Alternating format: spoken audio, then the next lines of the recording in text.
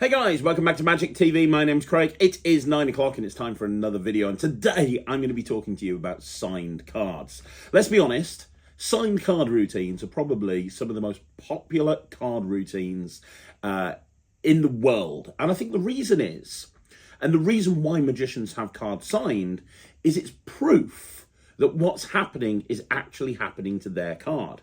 If the card comes to the top of the deck, well, like, people aren't stupid. It could be a duplicate card. It could be a second card in that deck. They might not know the word duplicate, but they do know there's a possibility there could be more than one of the same card in the deck. That's not a possibility when the card is signed. If you're doing a card to pocket routine, you know that the card that's going in the pocket is the actual signed card when you pull it out and it's got a signature on it. So having a card signed really kind of elevates the magic. Now, I've seen people talk about this. There's been discussions online, and I know that there's a lot of people that say, I never have cards signed. I don't think it really adds to the effect. I personally disagree with that. I've performed in the real world thousands of times, millions of times, honestly, at this point. And any time I've done a routine and the card signed, it feels like it's elevated. A lot of the time people will say, but it's got my signature on it. That's definitely my card.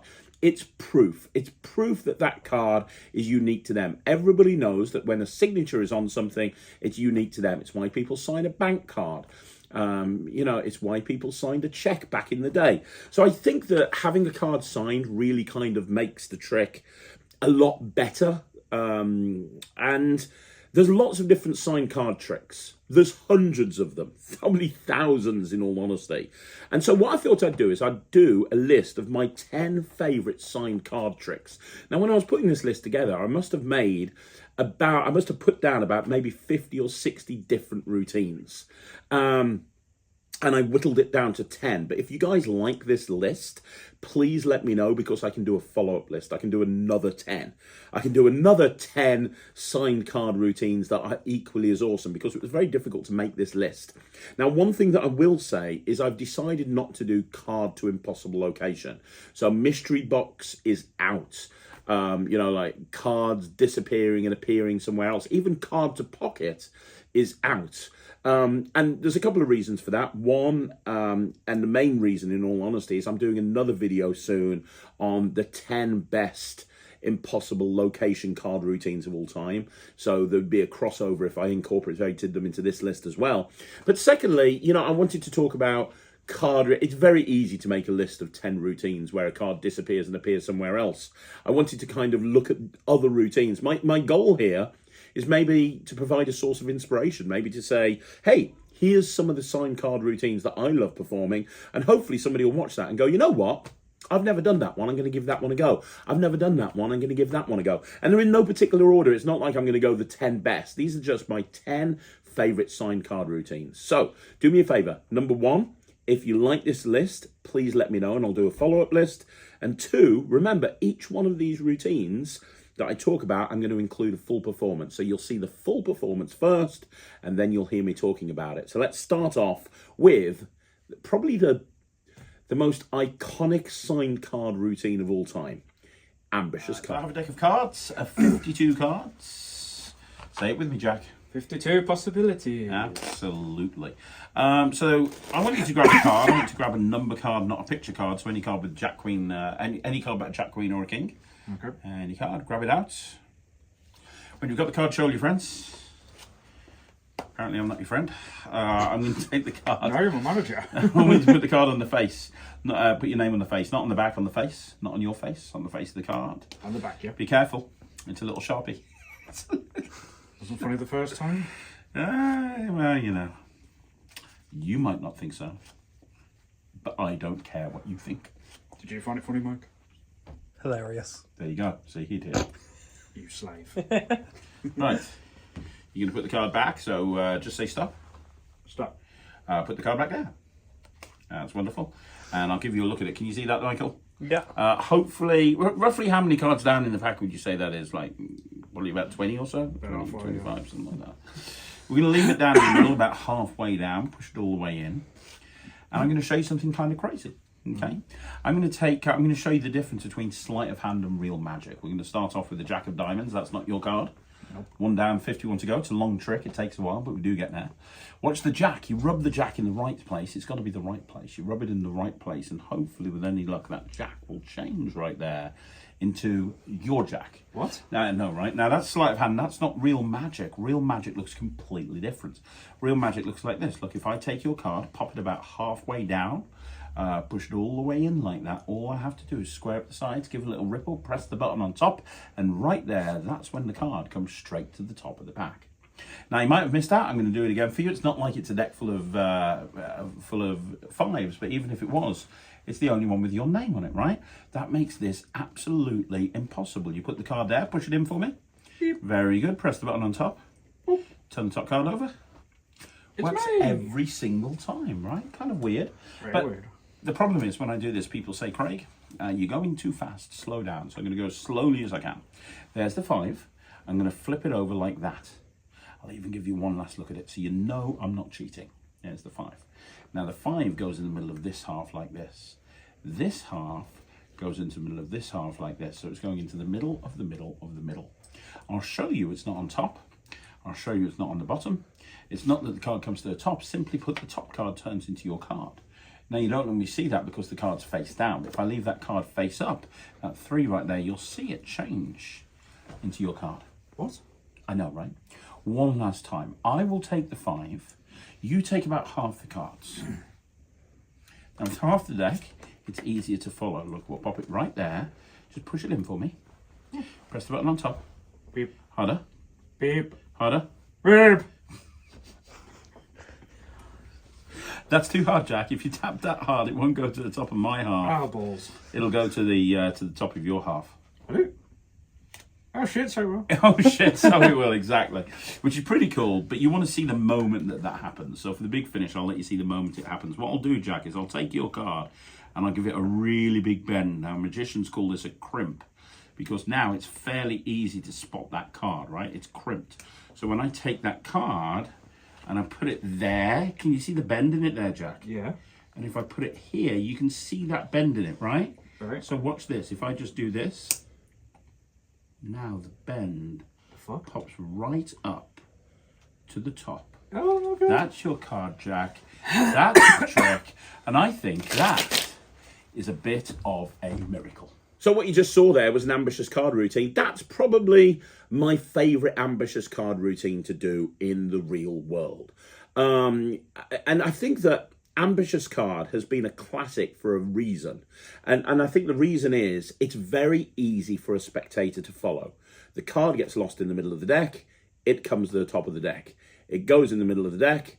It comes to the top of the deck, and it happens over and over again. It's one of those tricks that really benefits from repetition, because the more you see it, the more impossible it becomes.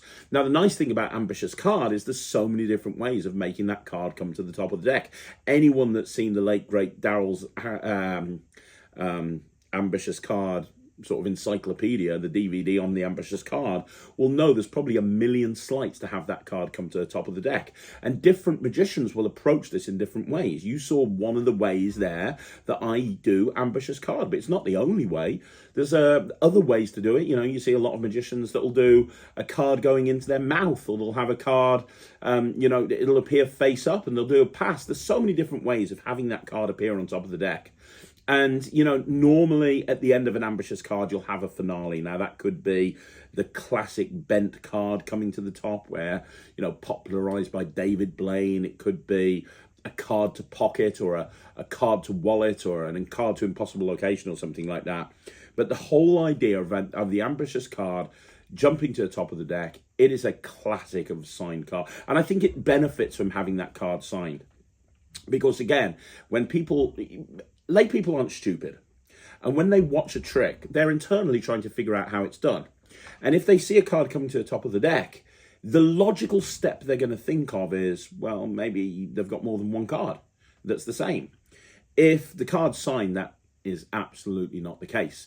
Now, I don't like to do, one thing I'll say about the Ambitious card, I don't like to do too many phases. I don't like to do a 75 phase Ambitious card routine. I like to have it come to the top maybe 3 times, 4 times of the actual most. And I think it's quite nice to throw some colour changes in. You saw a couple of colour changes there as well, just to vary it up so it's not always just coming to the top. And I think it's nice to have it come to the top in different ways as well, so you're not just doing the same thing over and over again. But there you go, the first signed card routine is the Ambitious card. Now, we're going to look at the second one now. You're about to see a performance of the second card routine, signed card routine on this list. And the second one is Brother John Hammond's classic mystery card. We'll give the cards a shuffle. I'm going to take the 4 aces out of this deck, all right? So we have the Ace of Spades, the Ace of Clubs, the Ace of Diamonds, and the Ace of Hearts. 4 aces. Ace, exactly. And I want to remember that before we did anything, I took those aces out. They're going to become important in the trick a little bit later on, but not right now.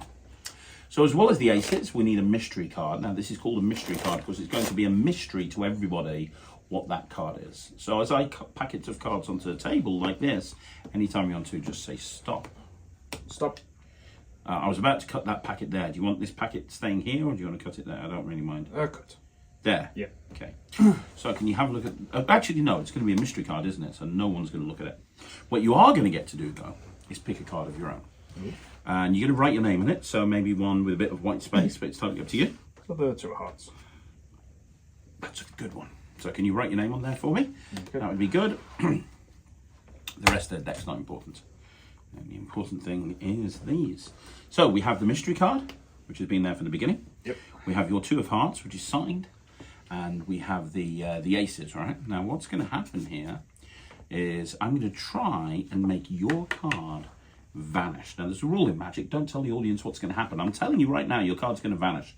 Can you push it into the pack for me? There you go. So now we have 5 cards. We have the aces, and somewhere in there we have your signed card. So the idea is to make your card invisible, and it happens on 3. 1, 2, 3. See, the card is gone. There's only 4 cards now. The interesting thing is we have 4 aces, but we don't have your card anymore. Where's it going? Because your card's vanished. Now the question is, and that is a really good question, where has the card gone, right? Yeah. Well, this mystery card's been here the whole time. And I said I wasn't going to touch it, and I'm not. I'm going to use the aces to pick it up and hold it like a pair of tweezers. And that's been there from the very beginning. I don't want to touch it. I just want you to have a look at it and turn it over. The fuck? And that is your signed card. How'd it get there? Well, that's the mystery. So mystery card is one of those interesting tricks in that there's been so many variations of it over the years, but the classic Brother John Hammond mystery card is still just as strong as today as it was back in the day. Now, I vary it up slightly. I use a different display. When the card vanishes from between the aces, I use an Elmsley Count. He actually uses a different display that he created specifically for this routine, and that's absolutely all well and good. I prefer the I prefer the Elmsley Count or the Ghost Count in order to have that vanish take place. But there's something really strong about this trick. I love the fact that the mystery card is put down from the very beginning. Before they've picked a card, before they've signed a card, that mystery card is put down at the very beginning. I also love the fact that there's very few cards in play. All you've got in play is 5 cards in essence, right? 6 cards. They think there's 6 cards in play. You've got the mystery card, the signed card, and the 4 aces. And, I said we weren't doing card to impossible location. I suppose you could argue that this is a card to impossible location. It's not really, because it's kind of that incredible moment when the card that was put down at the very, very beginning actually ends up being the card that they picked. Now, this is another example of a trick where I absolutely think it has to be a signed card. Because if it's not a signed card, then you may as well just put a duplicate card down there, right? You don't need to do the whole sequence that Brother John Hammond created in order to do this. And I think that having that card signed really does emphasize the impossibility of that moment. I kind of think of the mystery card as a little bit like an M. Night Shyamalan type film where you think you know what's happening, and then all of a sudden your entire world is knocked for six because you don't realize everything just completely changes. It's kind of a similar sort of thing here. They think that the routine is going in one direction, then all of a sudden the card that was put down there at the very beginning ends up being the signed card. The other nice thing about this is if you're planning on doing a card set, you can actually have this as the opening bit. So you can start off by putting that mystery card down on the table from the very, very beginning. And then you can do whatever routines you want to do. And for the finale, you can have a signed card vanish and it ends up being that card that was over there from the very beginning of the routine, which brings the whole thing full circle. It's like completing the circle, which I always think is a great thing to do. So there we go. That's the second routine, which is mystery card. Now we're going to look at the third signed card routine. The third signed card routine, we're looking at Alex Elmsley's Between the Palms. So, Jack, I have a deck of 52 cards. Now, you are going to have a very important job here. You're going to be the guardian of the card. Yay. It's a bit like the Guardians of the Galaxy, but a little bit shitter. So, you have to decide which card you're going to guard. Say stop. Stop. Perfect. We're not going to look at it, but just put your hand flat on top of it like that. Can we do it that way? Actually, I've got an idea. Lift up. There you go. Why move the mat when I can move the card? I don't think about this. That would make sense. It would make sense. I'm stupid, really. So you're going to grab another card, but I'm allowed to see this. Say stop. Stop. Nice. What we got? We got a 2 of diamonds. You okay with that one? I want it to. Cool. Michael, say stop. Stop. We got this one. We got the King of Clubs. You okay with that one? Yeah. Excellent. And say stop. Stop. We've got this one, which is a 7 of hearts. You okay with that one? Sure. I tell you what, are you right-handed or left-handed? I should know that. Left-handed. Left-handed. You're I don't left-handed? know. Yeah. Are you? Yeah. You know, at times I write on cards. You've not noticed So- I use my left hand. No, not really. Well, you're using your left hand for that, so with your right hand, write your name. I don't think I can. It's going to be amusing for everybody here. God. Actually, that's probably neater than your own writing. That's rich coming from you. That's very impressive. Very impressive. Cool. We'll try this. Don't know if it'll work, but we'll give it a shot. We'll pop the 7 back first. Can you remember the 7 for me, Jack? That one's yours, yeah? Don't forget it. Very important you remember it, because later on when I dramatically say, this is your card, if you go, I don't know, kind of lose its impact slightly, so please remember it. Michael, yours was the King of Clubs. Can you remember that one? Yeah. Cool. We'll leave that one down in the middle, and if you forget it, just lie and say yes. It'll make me look good. That would be amazing. There's so many cards signed in this pack for yours. Not again. Yeah, and finally we'll put your 2, the one you've signed like. We'll put that one back now. So I'm going to try and find all 3 cards. Here we go. And the first one I'm going to try and find is yours, Michael. Watch this. If I cut like this, my super sensitive fingers should be able to get, I don't know, it feels okay. What was your card again? King of Clubs? Yeah. Nailed it, mate. Nailed it. 1 down, 2 to go. Hang on, I'm just going to pop that under there with that one. Can I do that for me? There we go. Perfect.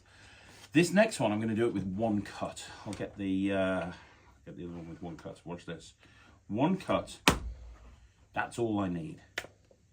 7 of hearts. That was one of yours, yeah? We'll put that one under as well. And then the last one was the one you signed. What was that one? It was the 2 of diamonds. 2 of diamonds. Right, okay. 1 cut. Sorry, I meant more than 1 cut. There. Just like. Wasn't. No, hang on. Oh, Hang on. Hang on. I'll make it come to the top and I'll make it flop over on the deck. Oh, that wasn't. That was cool though. It was cool, it's just not a card. Okay. I'll do this and this and.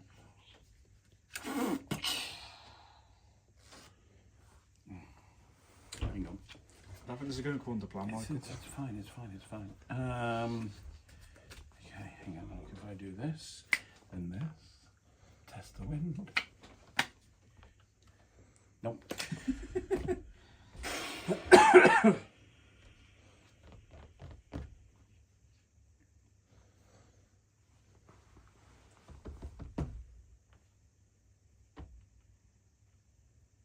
What are you doing? Lift up your hand. Okay. We found the Seven of Hearts, didn't we? Yeah. Yeah.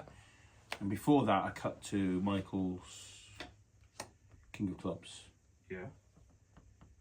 That's been under your hand from the beginning of the trick. Since before you signed a card, that's been under your hand. Here's the one I was guarding. Because you were the card guard. The card guard. Don't you think that's the weirdest thing you've What ever the seen? fuck?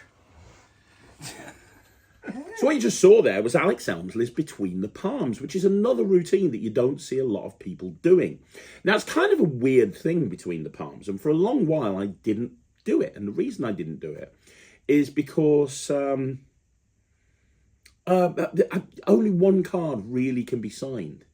Because of how the method, well, you could kind of sign two, but you only really have one card signed. And I was kind of, when I first started learning card magic, this was one of the very first routines I learned. And I kind of remember thinking way back, like probably 30 years ago, oh, it's not very good because not all three cards can be signed. And I realised that as I had more experience performing, and I realised as I become a better performer, that that's really not an issue. They don't look back and think, well, you know, only got one card was signed and therefore, you know, that's how the trick works. It's how you kind of present it. It's like, right, okay, you've all picked a card. Oh, we'll just have this one signed. You know, we'll just quickly sign this one and go into the routine. And it doesn't, you know, what I love about this is the fact that that card from the very beginning is underneath that spectator's hand. There's no ambiguity about this. It feels even more isolated than the previous routine mystery card because it's there. They've got their hand on it from the very beginning. And because their hand's on it, you've kind of got that moment at the end that you get with something like Keymaster or Sponge Balls. You know, that kind of Sponge Balls moment? I've talked about this on the channel before, when they open up their hand and they're amazed because there's two balls and they only thought there was one. That Sponge Balls moment is why so many people do Sponge Balls. And it's the holy grail for magicians to try and replicate that Sponge Balls moment. Well, that's what you get here because that card has been under their hand from the very beginning. Before the cards were picked, before the card was signed, those cards have been underneath their hand. And then the structure of the routine is great because you're having these cards picked and you're finding them one at a time. And you've got that classic magician in trouble scenario where you can't find the last card and then you go back and look under the hand for the first time, and that ends up being the signed card. Very strong moment. If you've never performed this routine, I highly encourage you to, because it's a very strong routine and well worth performing. So that's Between the Palms. That's your third routine with a signed card. We're now going to go in a completely different direction, and we're going to look at Stickman by Richard Sanders. Okay. So I'm going to have you pick a card. You can take any card you want to, but don't show me. And show the camera, don't show me. What I want you to do is sign that card on the face. Big letters. Now, some of the cards have been signed before, but that's absolutely fine. When I get 7 signatures on one card, I'm forming a self-help group. Good to know. Okay, have you done that? I have. Cool, and if you can pop the card on the floor, that would be great. And then when you put it on the floor, pick it up. It will give tension and dramatic energy to the performance. Put the card back there. Fantastic. Did you see it, by the way, Michael? Yeah. Cool. So what we're going to do is I'm going to leave that card sticking out of this half for a minute, okay? We'll get back to that in a minute because I need to do a work of art. I'm going to use the Joker. And on the Joker here, I'm going to do a drawing. Now, I am the greatest artist of all time, which is why you're going to be very impressed when you see what I'm drawing here. What I'm drawing is a Stickman. Now, this is not just any Stickman. It's a Stickman that's posing. It's like that. It's also a magical Stickman. We're going to make him grumpy. And we're going to give him a flap cap. This reminds me an awful lot of someone we know. This is Matt. Hey! Now, what I want you to do, we have Matt. So 2 things I need you to do. First of all, if you just take the pen and you just put Matt down there in the corner, just little, so we know it is Matt. Wonderful. And Matt is going to try and find your card. Is he? So he's got a free hand. Put something in his hand, draw something that you think Matt would be needing to find your card. Okay. Get creative. What's that? It's a cigarette. How is a cigarette going to help find your card? How's a sharpie going to help me find my you could have drawn a magic wand. Yeah, that's You could have drawn like a magnifying glass. You could have drawn a dragon scale by Penguin Magic. That would have made it easy. But no, you draw a fag. Right, okay, because picture Matt is just as unhealthy as real Matt. Okay, right, okay, here we go. Well, it's somebody accurate then. Shove the card in the pack. Shove your card in. Right. So Matt is going to go through these cards one at a time to find your card. Now, currently, he knows that he's not on your card because he's on a joker. But this is how good Matt is. Watch. If we just take him off the joker and throw, you can throw him from one card onto the other. He's gone onto the 8 of diamonds. Now, that's not your card. No. He's going to do it again. Look, if you just take the Matt and go, boom, he's off the 8 of diamonds. Now he's on the next card. I mean, this is going to be a long trick. Buckle in, dude. It's going to take a long time. The fastest Matt's ever made. Well, he's on the 10 right now. Sometimes you can actually see him move off one card onto the other. Like Matt it's amazing, really, when you think about it. Now, I could keep doing this forever, but I mean, it's going to take me a while to get Matt to go through every single card. So I put the pen down. I've got an idea. What we'll do, we'll make Matt temporarily invisible. There he is. Take little Matt. Hello, Matt. Okay, and you're going to throw Matt. I'm going to go down through the cards like this, and you're going to throw Matt at the cards on the count of 3. He's now stunt Matt. Are you ready? 1, 2, 3. No, you threw him too hard. You broke his little Matt leg. Oh, no! Take. Oh, sorry, Matt. Can't believe you. What are you doing? It's meant to be your friend. Look, let's try again. On 3, throw him at the deck. 1, a little bit softer. 2, 3. I don't know. To break his other leg. Yeah. I wish I could add to the real Matt. Where's he gone? Congratulations, you. There he is. He's landed on one Oh, card he's okay. and one card only. The question is, did he manage it? He's landed Hey! on the King of Clubs. Was that your card? Hey, Matt finally did something good. There's a little souvenir, and every time you can look at it, you can remember of this wonderful moment where you and Matt found a playing card. So what you just saw there was Stickman by Richard Sanders. Now, Richard Sanders is, as far as I'm concerned, one of the best creators of magic alive in the world today.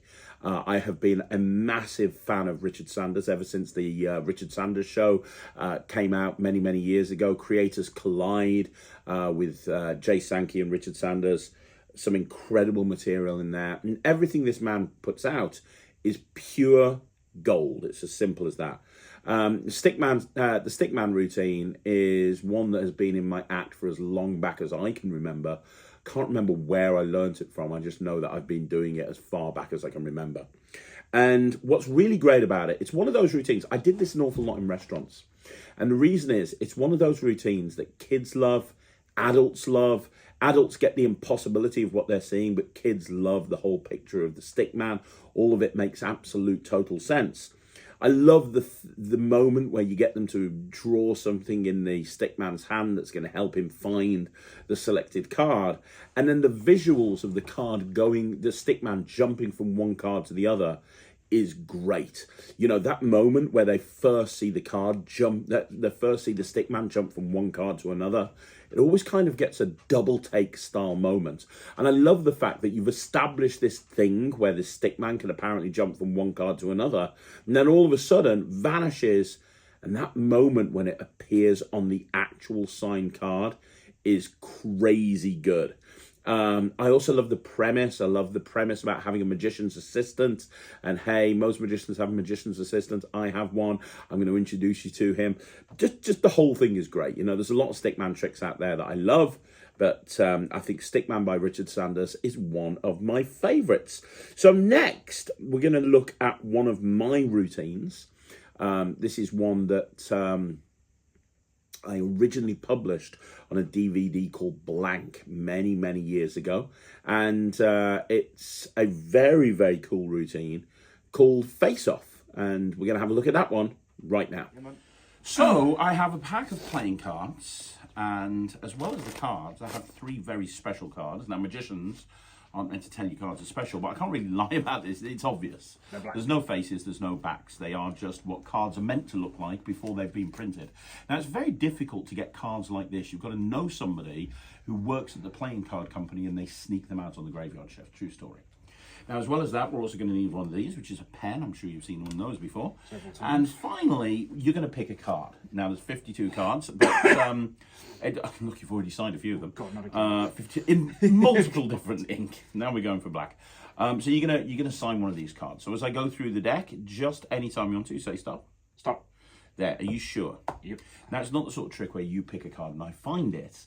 It doesn't even matter if I see it, because it's not about finding the card. So we'll have a look at it together. The 6 of Hearts. Nice. Now, can you take this pen and just write your name right there on the 6 of Hearts? Didn't mean to do that. Or you could just throw the cap on the floor, Jack. That's okay. You know, it's not like pens are expensive or anything. Fine. It's like, what the fuck? Somebody made a comment on one of the videos the other day saying Jack always looks scared of Craig. Who said that?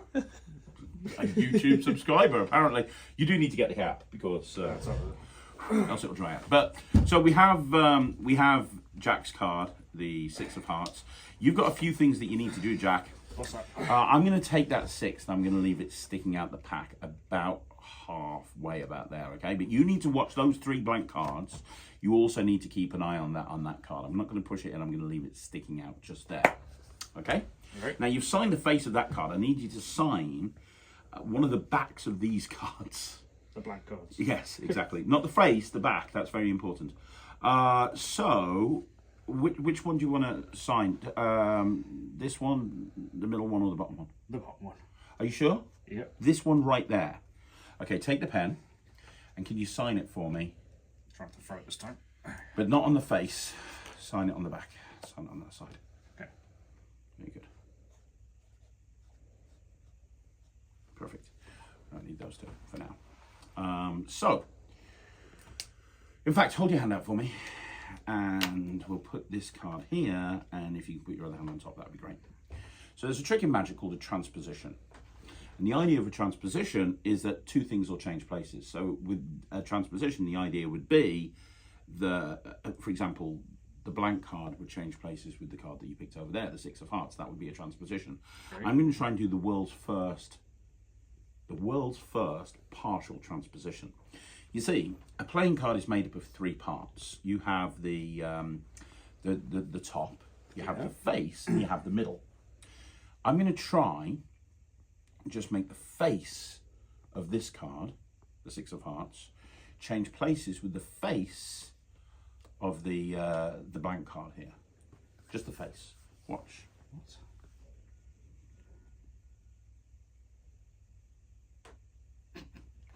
I do all my own choreography. Yes, it's very detailed. Done. You see, this 6 of Hearts that's been here the whole time that I told you to keep an eye on it, now it's got a blank face.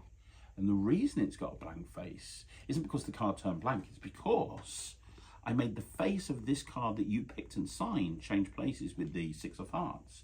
Which means if I'm telling the truth, and this is a partial transposition, this blank card that you signed here on the back, the face of it should now have your signed card. The fuck? So Face Off is a really fun routine to perform. Now, what's great about this is it's from a shuffled deck of cards in use. All you have to do is take out your 3 double blank cards, throw them down on the table, have them examined, and you are good, ready to go. The deck that you're using is a shuffled deck of cards in use. It's an anytime, anywhere shuffled deck of cards in use. Now, the trick itself, I love it for a couple of different reasons. And the first reason I love it is because it's kind of very interesting that you're doing a partial transposition. I mean, it's like, what's a partial transposition? And I love that as a hook line. Hey, have you guys heard of a transposition? It's where 2 objects change places. Well, I'm going to do a partial transposition. That's where part of the object will change places with part of the other object. It also means that when you're actually using this presentation, it's a great follow-up to an actual transpo routine. So if you're doing a routine, a more traditional transposition between two cards, for example, you can then do this as a follow-up, and it makes total sense. I also love that you end up with a souvenir that they keep forever. If you're using two spectators and each one of them signs a card, you have, in essence, an anniversary waltz. So you have, in essence, two cards fusing together into one, which they get to keep as a souvenir. So it's a fun souvenir-y style trick. The hook is great. And also there's some really cool moves in there. I love the main move that's used to accomplish everything. It's a very old Matthew J. Dowden move, which I have never seen anyone else do. He published it in Party Animal, and it's a great move to use for almost any situation. So there you go. That's called Face Off. It's another signed card routine that's really fun. And we're going to go now, and we are going to look at, let's look at Magnet Card by Jay Sankey. That one's coming up next. There's so many cards in here that you've signed. We're going to do a pack of cards. We really do. Do me a favour, pick a card. Any card that you want to. Oh, please not one that's already signed. Yeah, go on. Okay, show everyone, don't show me. You got one? Yep. Cool stuff. And what you can do is you can sign the card on the face. Not on the back, on the face. Not on your face, on the face of the card, obviously. Shoulder lid then. And when you've signed it, let me know. Yep. Show it to the camera, make sure it's signed. Pop it back there. Wonderful stuff. And what we're going to do is we're going to leave that card sticking out of that half for a minute, okay? Okay. Now I'm going to use this deck to do a drawing for you. I'm going to draw on the back of the Jack of Spades. Okay. Is there no little mat? No, that's a different trick. But I'm going to draw on the back of the Jack of Spades, and I'm going to draw something kind of interesting here. You can tell me if you can guess what I'm drawing. Is it a U? Nope.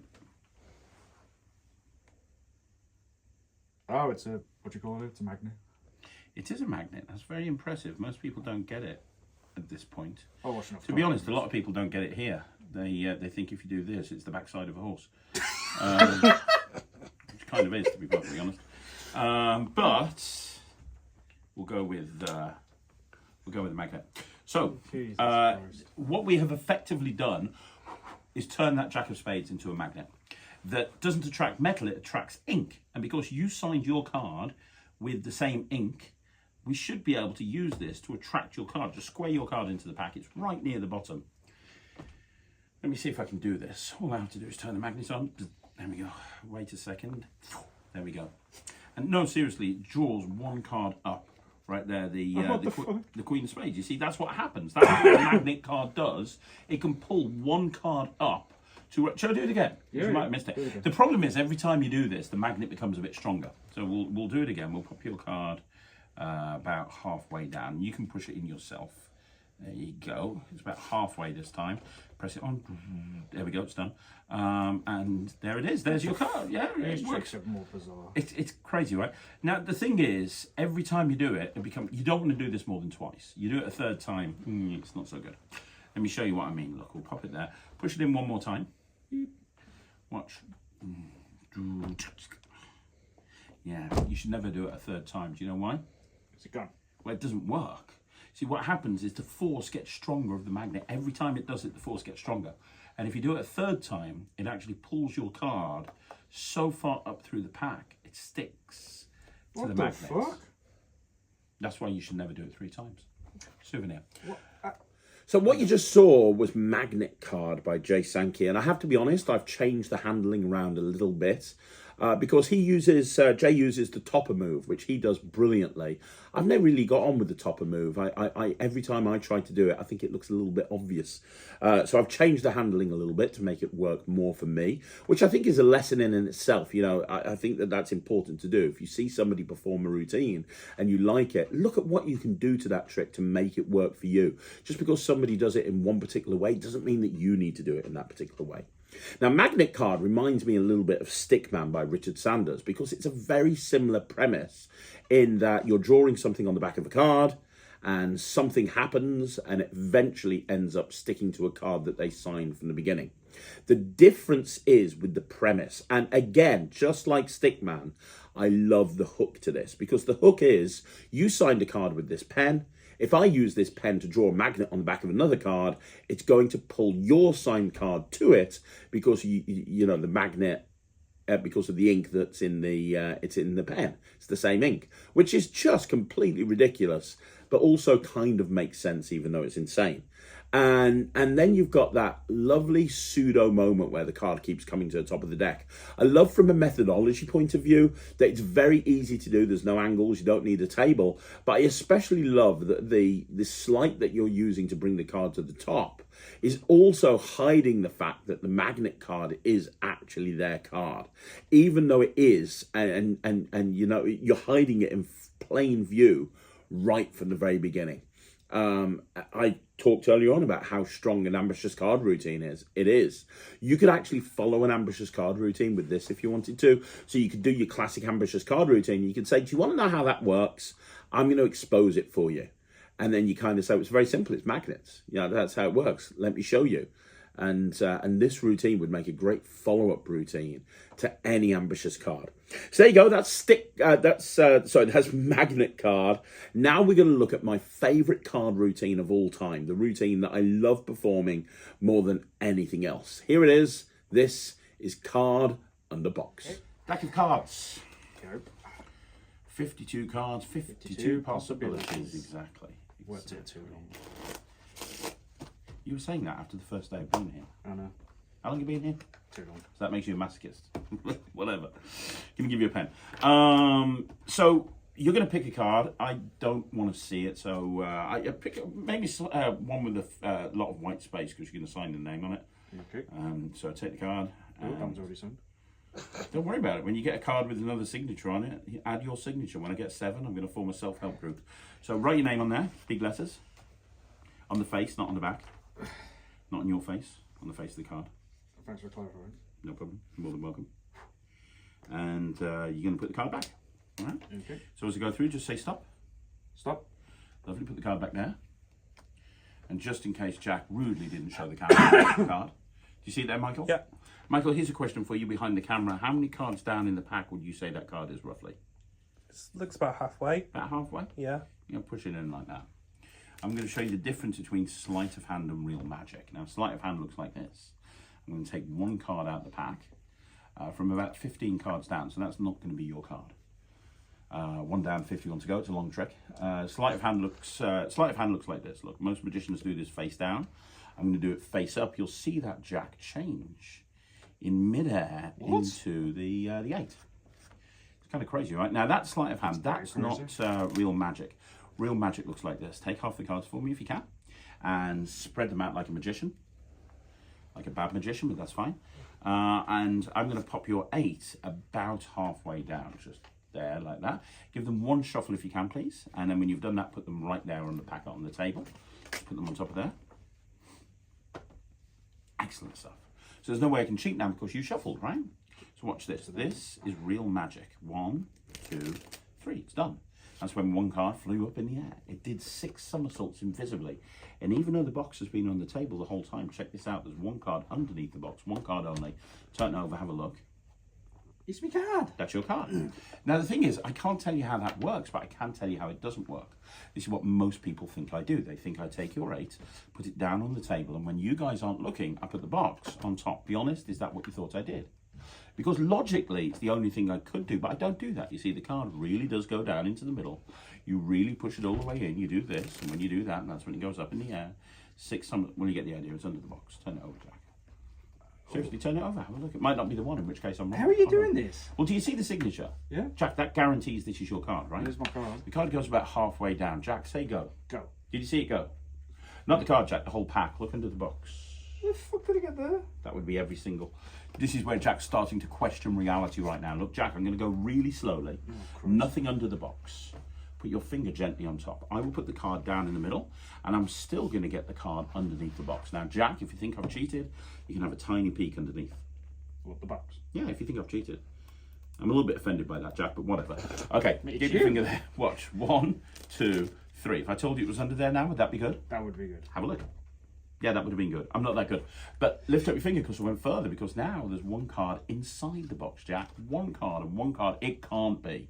Take it. Turn it over. Have a look. Jack, it's the one with your name on it. How weird's that? How does it keep getting in there? Well, of course, every trick needs a big finish, Jack. Do you want me to do this in 1, 2 or 3 seconds? 2. Watch. 1, 2. Did you see it go? No. Yeah, that's when every single card in the pack disappears, Jack, except for the 8 of diamonds. And the reason is over here in the box, where there was 1 card, that would be every single card in the deck. Oh, that's just too much. Okay, so that was Card in the Box. Now, I've talked about Card in the Box on this channel many, many times. It's probably my favourite routine of all time. There have been times when I've been doing banquet and I've got like 10 tables and I've got 90 minutes to get around 10 tables. And, you know, I just have to hit them and hit them hard, that I'll just alternate card in the box, ambitious card, card in the box, ambitious card. And I'll just take a deck of cards and a Sharpie with me and I'll go as quickly as I can. And what I love about card in the box is one of the same things that I love about ambitious card, which is I think that the fact that there's repetition really adds to the routine. If you do it once, it's kind of like, oh, wow, that's impossible. How many times have you heard a spectator go, oh, do that again. I wish I could see that again. Well, in this case, you're doing it again and again and again. But the important thing is, and this is important any time you do a multi-phase routine, the important thing is that each phase builds. Each phase becomes more and more impossible. So you're doing it the first time, then the second time it needs to become more impossible. In this routine, you can see, you know, you've got a colour change at the beginning, then it goes under the box, then it goes under the box again under challenge conditions, then the deck goes in the box, then it goes into the box, then the deck goes into the box. You know, there's so many moments of magic here. And it's just a deck of cards. It's a deck of cards and a Sharpie. It's probably... You know, you talk about 1,000 timer. This is definitely a 1,000 timer for me.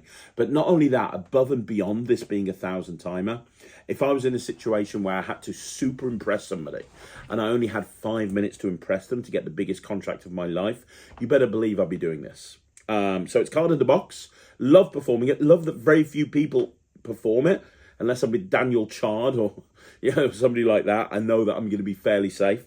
But yes, that's card in the box. Now we're going to move on to what I think some people would consider to be the best signed card routine of all time. And it doesn't even use a normal deck of cards, which is why I kind of questioned whether I should include it in this list or not. But I have. We're going to look at Point Blank by Greg Wilson. Jack, I've got a deck of cards. They're blank on both sides. The blank on this side, the blank on this side. You're about to see the greatest trick of all time. Jack, What's a bold pick a statement? card. Is there a point? Okay. Any card. Show it to the camera, don't show it to me. Wow, I'll never figure that out. Check this out. Watch. Best trick of all time. If I take that card and put it down in the middle of the deck, about halfway down, press the button on top, snap my fingers. When I do, your card comes to the top of the pack. Yay. That's the trick. It's not a very good trick. I'll do it again. Maybe you missed it. Look, the card really goes down in the middle. You can push it in yourself. And all I have to do is this. And it comes straight to the top of the bag. I mean, I had to stand the obvious, but they all look very similar. Look, sign your name on it. I will not be besmirched by you. I will prove to you. There you go. Write your name on it. There you go. Lovely. Now, it'll look more impressive now because the card is blank, right? But it's still the same thing. Look, you put it down in the middle. Goes about halfway down. You push it all the way in. You wait a second. And it comes to the top of the bag. Okay, now I'm more impressed. See, now it's more impressive. Look, sometimes people see that they say they can see it the second it comes to the top. Look, push it in yourself. Beep. Look, you'll see it come through every single one of these cards to the very, very top. Wow. Sometimes people say I'm not really putting it in the middle, so I tell you what, put it in the middle yourself, face up. That way you can see it's going in the middle. Michael, can you see that? Roughly how many cards down in the pack would you say that card is, Jack? About 20. Yeah, but because you put it face up into the middle, what happens is when it comes to the top, it comes to the top face up like that, you see. How? Now, I'll tell you how it works. It's very simple. Hold your hand out for me. It's special ink. You see, it's special ink, and what I can do is I can rub the ink off the card, and I can just put it right there. There it is, Jack. You can't see it there. It'll glow green at night. Now, let me put it back on the card. Let me put it back on the, hang on. Let me put it back on the, on the card like that. So, like I say, that's basically what's happening. I take the card, I put it down there, I do this, I snap my fingers. Oh, there he goes. Comes straight to the top of the pack. But I feel like I should do a big finish. So let me just pop the jack over here. Michael, can you pick a card as well? Would that be okay? Obviously, don't pick the one in my pocket because this is the jack. We don't want the... I have no idea. Sorry. You're going to pick a different one, okay, Michael? So we'll put this here. Do me a favour, Michael. Anytime you want to, just say stop. Stop. Perfect. This will be Michael's card. Can you take the pen and write Michael on there for me? Okay. Perfect. Now, you guys both work in marketing, right? Yep. So... I'm going to try and create a souvenir for you guys to keep forever. You can put it on your desk and decide who gets it. Michael, what do you see on the other side of this card? Nothing. And that's what you remember if you don't watch carefully. Absolutely nothing. We won't use the rest of the cards. Just Michael's card and your card there, Jack. Right. Now, you keep an eye on your card, Michael. Jack, you keep an eye on your card. You keep an eye on your card, Michael. You keep an eye on yours. Jack, I'm going to put you on top. That sounds weird. And I'm going to try and fuse these two cards together, symbolic of that love and affection that you guys have in marketing, that shared relationship that you have between you. You know, do you ever find that the phone rings and when you look at it, instantly you know it's Michael? Well, no. You should do. It's called caller ID. I mean, it's obvious. It just comes up on the phone. I bet he never calls now. I wouldn't either if I was Michael, to be honest. But let's see if we can do this. Watch. You keep an eye on yours, Michael. You keep an eye on yours, Jack. It looks like this. Once, twice, 3 times, and I can pull Jack's signature off Jack's card onto Michael's card, and just like you guys are entwined together at work, sitting next to each other, desk to desk. But now these two cards are fused together into one, symbolic of that love and affection that you have for each other. And every time you look at that card, Jack, you can remember why Michael is your soulmate. Can I switch departments? No. So what you just saw was Point Blank by Greg Wilson. I did question whether to include it in this project, this video or not, purely because it's kind of like a... it doesn't even use a deck of cards. It uses a double blank deck, right? And it's like, well, should I include it? It's a double blank deck of cards. I decided to include it. And what I love about this is the comedy that's built into this particular routine. It's just naturally very funny. You bring this deck of cards out, the blank on both sides, and you have someone pick a card. It goes in the middle, it comes to the top. It's just a funny moment, but also it gives you a reason to sign the card. Now, because you're using double blank cards and a signed double blank card, it makes the moves very clean, because in essence, it's like working with a deck of double backers, right? It makes the whole routine very, very clean and very, very deceptive. And it means that you can, sometimes when I perform it, it's longer, sometimes it's shorter, it very much depends. But I love about this particular routine is that you can not just have it come to the top. Yeah, you've got the card coming to the top, then it's visually coming to the top, then the ink is vanishing, then the ink's coming back. You can do an everywhere and nowhere type sequence if you want to, where all of the cards become the signed card. You can have the card go into the wallet or into the pocket. But you've got at the end, because of the cards that you're using, you've got what is in essence the best finale to almost any signed card routine, which is an anniversary waltz. You're automatically set up to be able to do a very easy automatic anniversary waltz, and all it uses is a deck of double blank cards. So you're left with a regular deck of double blank cards that you can examine. It's instantly repeatable, it's examinable, it's not really any angle issues. You can make the routine longer or shorter depending on how you want to go. There's a lot to love about this. It is fantastic. Now, if you want to learn it, you can learn it from Pyrotechnic Pasteboards, which is available from Penguin Magic.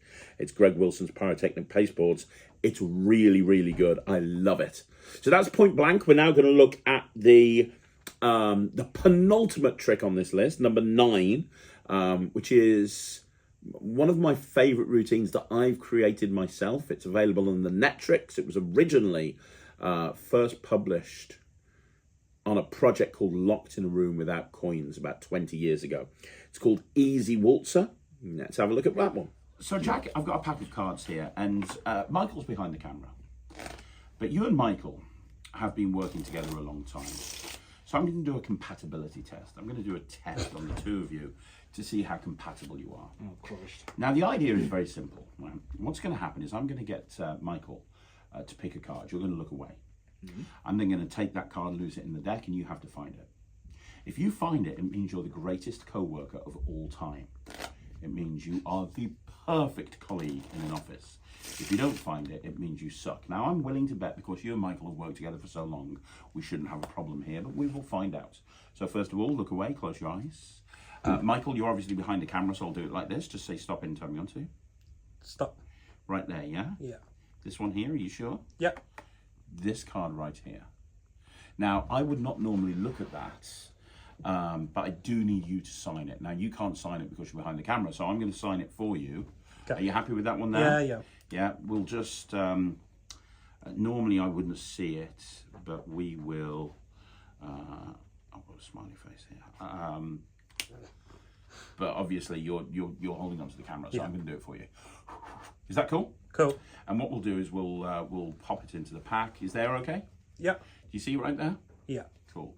We'll leave it in the middle. In fact, let me just bury it a little bit further down. So we'll pop it right there, down into the pack. Right, okay, you can look down, Jack.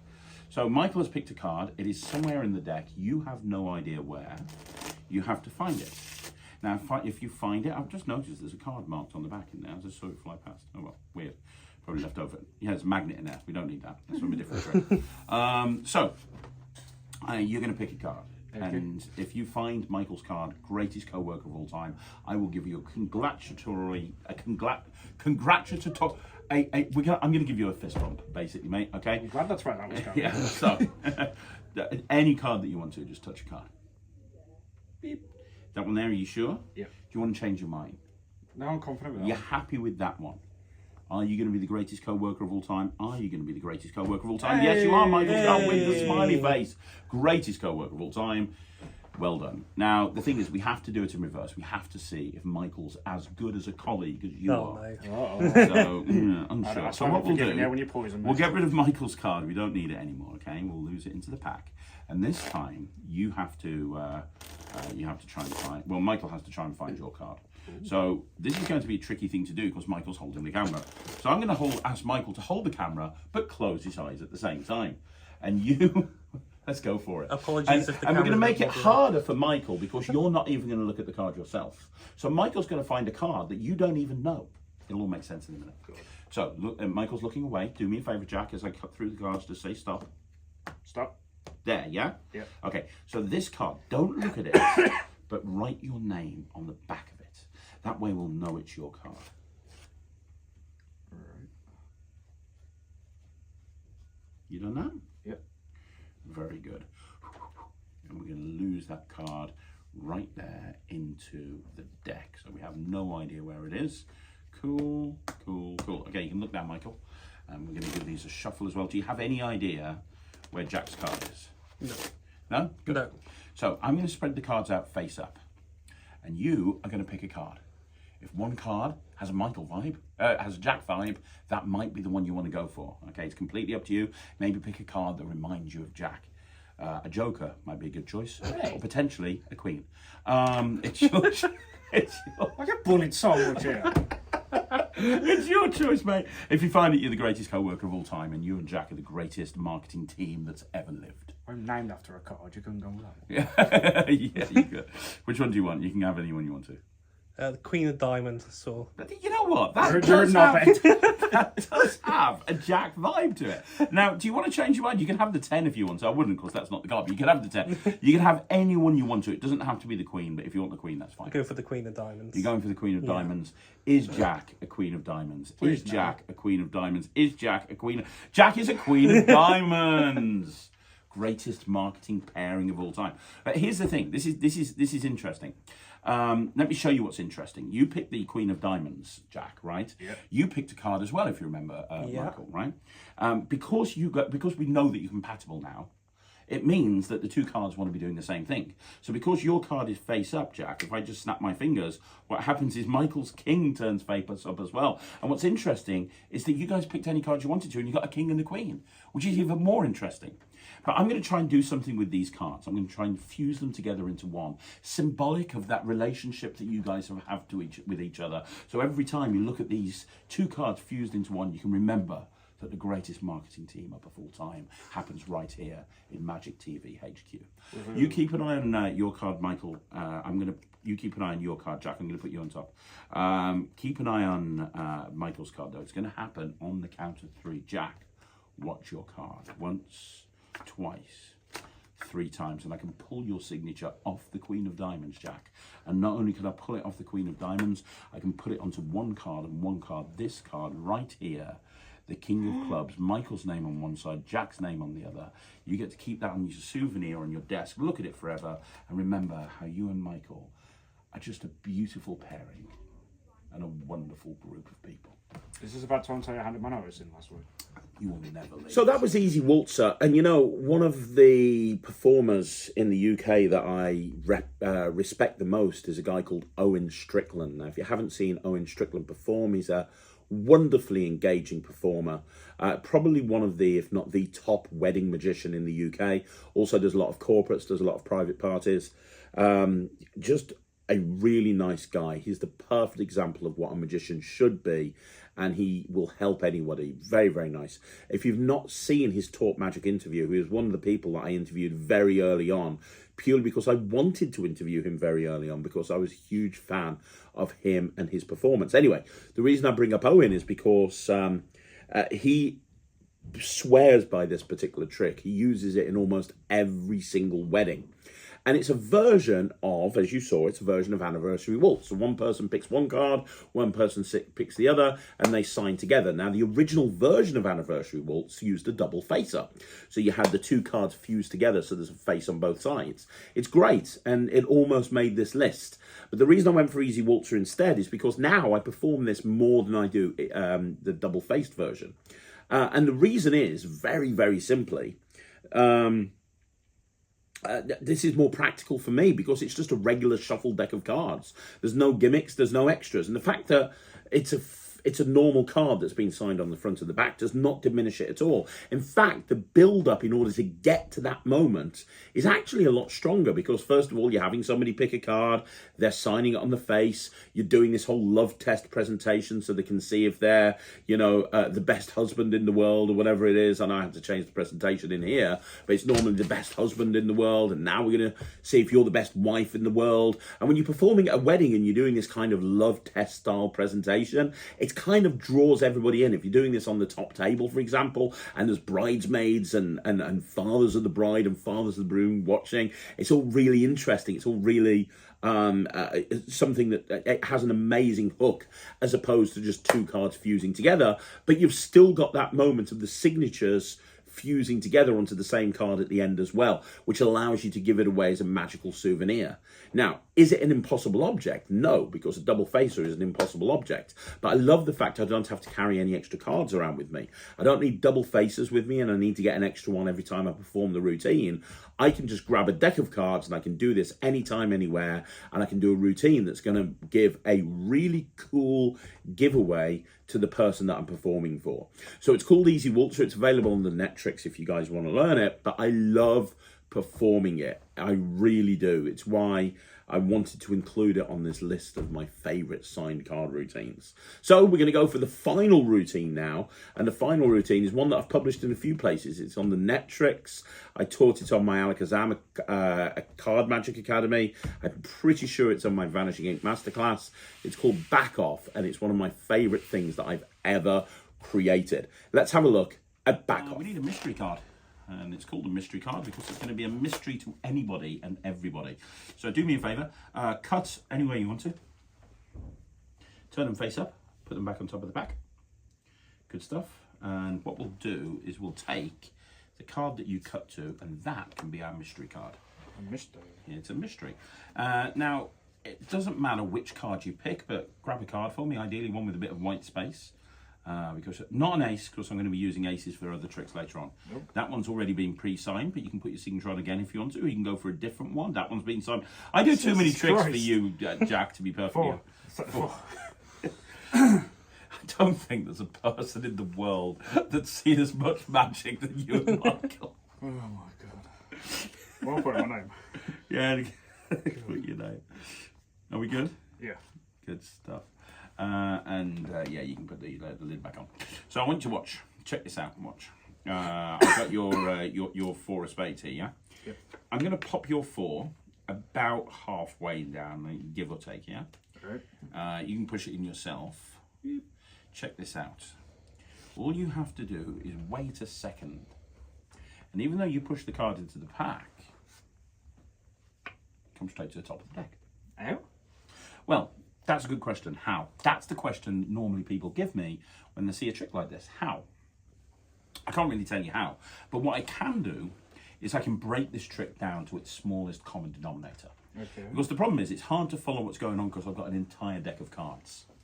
If I just use 3 cards, 1, 2, 3, then it should be easier to follow. I can't do it with any less than 3 cards because we need a top, a middle, and a bottom. Does that make sense? Yeah. So we won't even use the rest of the deck. We'll put it over there. So we have a top, we have a middle, and we have a bottom. The idea is that I take the 4 of spades, I put it on the bottom of the packet, I leave it there, I snap my fingers, and that's when the card comes straight to the top. You might have missed it. Let's do it again. Jack the 4 goes right there. These 2 go on top. All you have to do is press the button, turn top card over. It's that simple. Sometimes people say it doesn't go in the middle. Put it in between the other 2. You put it right there, yeah. Push it in yourself. So where is it, Jack? In the middle. So we're saying not the top, right? How is it getting on the Well, top? look, do it again. Put it in between the other 2. There it is. Where is it, Jack? Middle. Give it a little peek. Make sure it is. That's the one. Where is it? In the middle. So we're saying not on top. Oh, for fuck's sake. Look, here's the thing. It's on top until you put it down at the bottom. And then when you put it down at the bottom, that's when it comes to the top. And when I do this to people, people turn around to me and they say, Craig, I think I know how it works. You've obviously got 3 4s and each one of them has got Jack's name on it. Which would make sense, right, if I had 3 4s, because then when I took that card and put it down onto the table and then waited a second and it came to the top, it'd be obvious if all the cards were the same. If I took that card and put it down into the middle and then waited a second and it hadn't come to the top, it makes sense if all the cards were the same. But Jack, we haven't got 4 cards. We haven't got 3 cards with your name on it. That would be ridiculous. So how does it work? Well, it's simple. It's an optical illusion. You see, I'll break the optical illusion by doing that. And when I do that, that breaks the optical illusion. Now you know how it works. They're special cards. See, this card has got back on both sides, Jack. This card has got a back on both sides, Jack. This card has got a back on both sides. That's what we have here, Jack. We have 3 cards with backs on both sides. That's how it works. How? So the question is, right, where is your card? Is it Where's the under card? Where's the card? Where's the card, Jack? Where's the Oh, card? no. That's the question, right? Where's the card? If these have got backs on both sides, where is the card? Well, this mystery card has been here the whole time, Jack. That much I know. And what I'll do is I'll take that mystery card. I don't even want to touch it. I'll use this card with a back on both sides and this card with a back on both sides to pinch it. You can take that and turn it over and you'll realise that card has been, from the very beginning, the card with your name on it. Okay, so that was back off. And what I love about this is obviously you need 3 double backers to do the trick. Now, those 3 double backers can be put onto the deck at any point that you want to. So you can do this at any point in the routine. I actually do this normally as a finale or a closer. But if you want to have the double backers in place in the beginning, you can use it as an opener. It's up to you. I love that the double backers achieve so much during the course of the routine. They force the mystery card. They become the mystery card. There's so many different times that the double backers are used. And it makes the routine, the use of the double backers makes the routine very, very easy because of the displays that you're able to achieve by using the double backers that you wouldn't be able to achieve if you're using a deck of regular cards. But the cool thing is, at the end of the routine, you're turning the cards into double backers, which you give to the spectator to look at. So the gimmick that's used to make the whole routine work is basically just exposed at the end, but they don't realize that they're seeing the gimmick that made the routine work, because from the structure of the routine, it's like you've created an impossible object for them to look at. And I've had magicians, not many, but I've had some magicians in the past that have said to me, oh, you shouldn't do this routine because you're exposing what a double backer is. Rubbish. Absolute rubbish. And the reason I say that's absolute rubbish, very simply, is because lay people look at a double backer when you've created it in this sort of context. They look at a double backer in pretty much the same way that they look at a jumbo coin, for example. Something impossible that you've just made appear right in front of them. You know, you've just made this thing. They've not seen a card with a back on both sides. They sit there and they try and open it and they realize it's fused together. It's just a really strong moment. The cool thing is, it's a regular deck of cards at the beginning, and at the end, you just take those 3 double backers, put them back in your pocket, and you're left with a regular deck of cards to go into any other routine you want to go into. But there's so much magic happening in this routine. You've got a ton of visual ambitious card sequences that are really strong because they're only looking at 3 cards, so they can see exactly where everything is. But then you've got the mystery card plot from way back at the beginning of the video when I talked about the mystery card. That's incorporated into this routine as well. Very, very strong, and this impossible object that you can show people at the end and even give it away if you want to.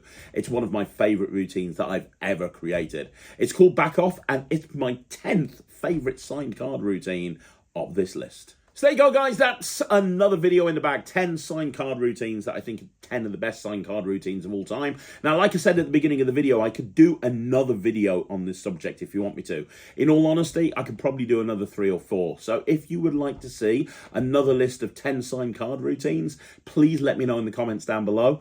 And also let me know what you thought of this video. Let me know in the comments down below. You want to see more videos like this? Like the video, subscribe to the channel, and would you like to join the Netrix? It's my online streaming platform for magicians. Treat yourself this Christmas. Try it out for a month and see what you think. 3 of these routines that I went through today are actually on the Netrix. There's over 500 routines. Every 2 weeks we upload another 5. If you want to see them, go check it out. www.thenetrix.com. Either way, thank you once again for joining me. I will see you again soon. My name's Craig from Magic TV.